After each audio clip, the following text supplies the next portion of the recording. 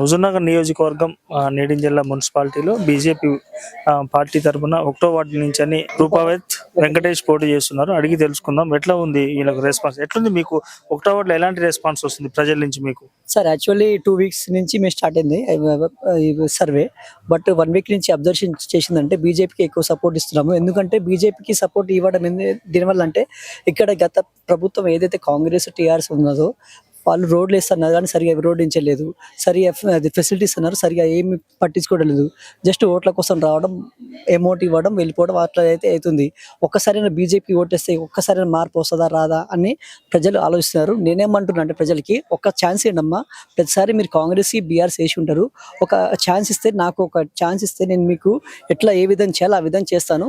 అది ఇంకోటి ఏంటంటే ప్లస్ పాయింట్, మీకు చదువుకున్న అబ్బాయి నేను, నాకు ఒక మాట్లాడడానికి ఛాన్స్ ఉంటుంది. అదే ఇప్పుడు వేరే అదర్ పార్టీ వాళ్ళు ఉన్నారు, వాళ్ళు అన్ఎడ్యుకేటెడ్ క్యాండిడేట్స్, వాళ్ళు ఏమి మాట్లాడడానికి ఛాన్స్ ఉండదు. నాకు ఒక అవకాశం ఇవ్వండి అమ్మా అని ప్రతి ఒక్క పేరెంట్స్ని లేకపోతే ప్రతి ఒక్క ప్రజల్ని అడగడం జరిగింది. ఏం చేస్తారు మీరు 1వ వార్డులో కౌన్సిలర్ గెలిస్తే? ఎలాంటి అభివృద్ధి కార్యక్రమాలు చేస్తారు? ఏం సమస్యల మీద ఫోకస్ పెడతారు?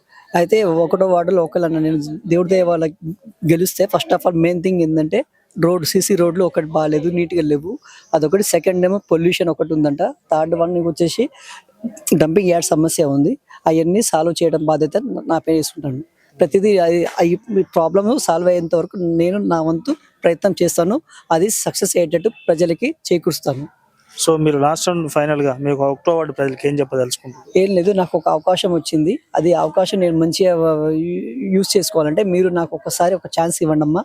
ఈ ఛాన్స్ నేను నిరూపించకపోతే నేను రాజకీయాలు జోడికి పోను. ఒక అవకాశం ఇవ్వండి, నాకు ఒక ఇస్తే నేను మీకు చాలా ఇంప్రూవ్ చేస్తాను. ఇంకోటి చేంజింగ్ చాలా వస్తుంది. నేను చెప్పేది ఏంటంటే ఫైనల్గా ప్రజలకి ఒక అవకాశం ఇవ్వండి. ఎందుకంటే ఎడ్యుకేషన్ పీపుల్ ఇస్తేనే మీకు ఏదైనా మార్పు వస్తుంది. ప్రతి ఒక్కళ్ళు మీరు ఏదో డబ్బు ఇస్తారు, మద్యం ఇస్తున్నారు అని అదొక్కటి చూసి ఆశపడుతున్నారు. తర్వాత 5 years మీరే బాధపడతారు ఎందుకు ఈయనకు ఓటేసినామని. బట్ నాకు ఒక అవకాశం వచ్చింది, ప్లీజ్ అని ఒక రిక్వెస్ట్ అడిగి బీజేపీ ఒక్కసారి ఒక ఓట్ వేయండి అమ్మా, మీకు రిక్వెస్ట్గా అని చెప్తున్నాను. సెలవు తీసుకుంటాను. Okay, thank you and all the best. Thank you so much sir. Okay.